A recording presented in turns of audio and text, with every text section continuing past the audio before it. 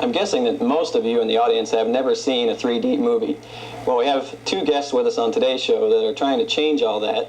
We have Tony Anthony and Jean Quintano. Maybe we should give a history of what both of you have done before this. You mentioned Concert for Bangladesh. Didn't you have something to do that you were producer of that? Yeah.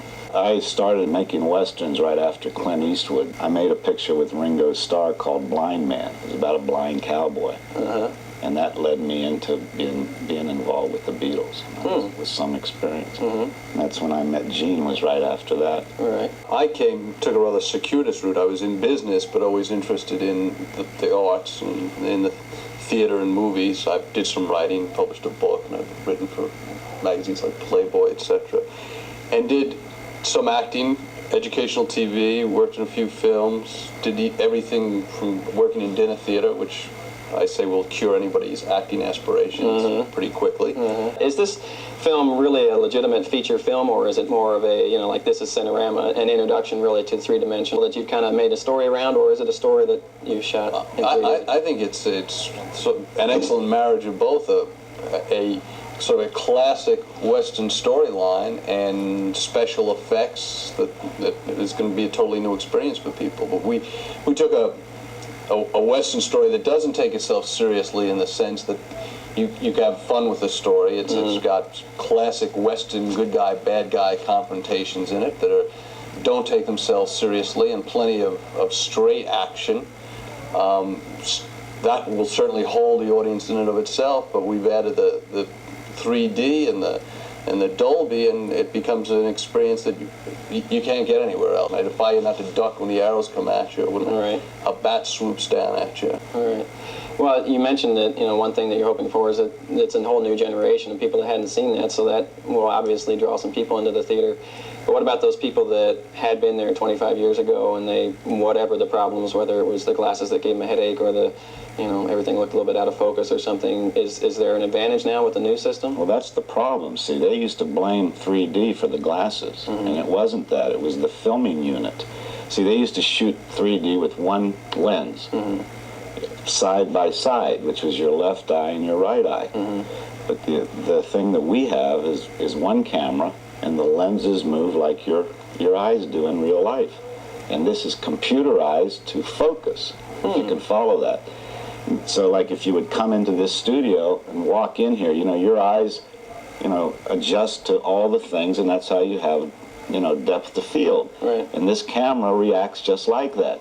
So you don't have eye strain. So is the film itself then split into two images? The one 35 millimeter print is split into two images? It's one frame. On the top is your left eye, and the bottom is your right eye. Oh, it's top and bottom. Yeah, and it comes together, and that's why you have dimension. It attaches to any kind of filming camera. That's the great thing. And this has a world premiere here in Kansas City. Have you had any advanced screenings for anybody to... He and I went to 25 cities to find out, where the real market of 3D was.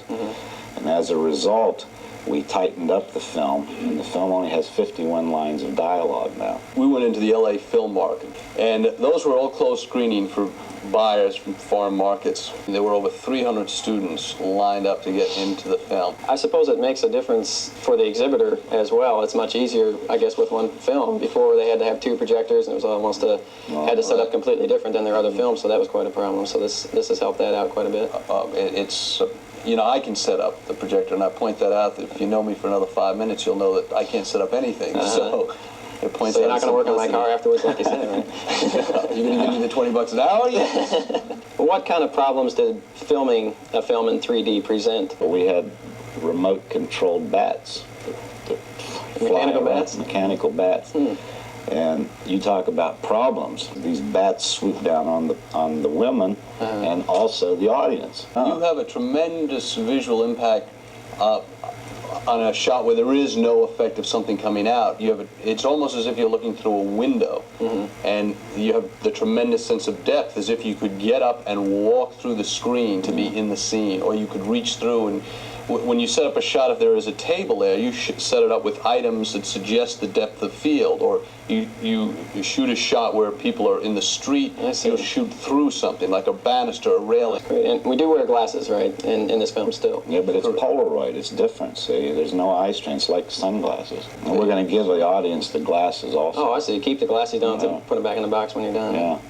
I think I even heard something about Superman. When they were originally mapping out Superman, they were going to try to, when he first flew, fly. It looked like he flew out of the screen, but I don't know if they ran into problems or just canned the idea or what. What makes you two guys be the first to come out with? Well, they wouldn't listen to us. They brought us to Hollywood 5 times, and you've been to Hollywood, you know the problems. Hollywood reacts rather than acts. They want somebody to show it to them, and now the talk is, there was a big headline article in the Variety about the studios and exhibitors turning to 3D. You need something to get people away from home video centers, something that you can experience anywhere else. I said, look, we're not going to wait around until somebody decides, studio decides it's time. We'll go out and do it ourselves. You just have to prove it sometime. Well, they didn't like Coming At You as a title when we started. They didn't like anything when we started this picture. Reality is this film was a success before we even opened it here. We showed it to the foreign buyers, and their reaction was so strong and so positive that the film, just from a business standpoint, had already recouped its investment before it was ever shown. Yeah, how about Pakistan? Can you believe Pakistan bought this film? Is that right? They said, I love your picture. That's it. We buy it right now. Well, we should tell them that Coming At You is playing at the Midland Theater exclusively in Kansas City. It's the world premiere opening here in Kansas City. And wish you both a lot of luck. And thank you, Gene and Tony, for coming and talking to us. Well, thank you for having us. Darn chairs, I want to go.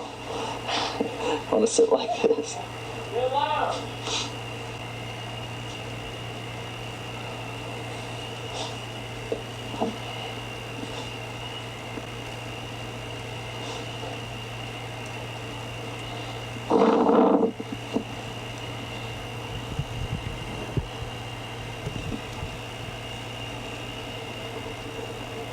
Fading in on Kevin, Tony Anthony, and Gene Quintano. Make sure I get the names right. Right. We have a fly here that's taken up residence, and none of us have been able to Put kill a it. mic on that for Yeah. Check that fly's level. Somebody call that radio station.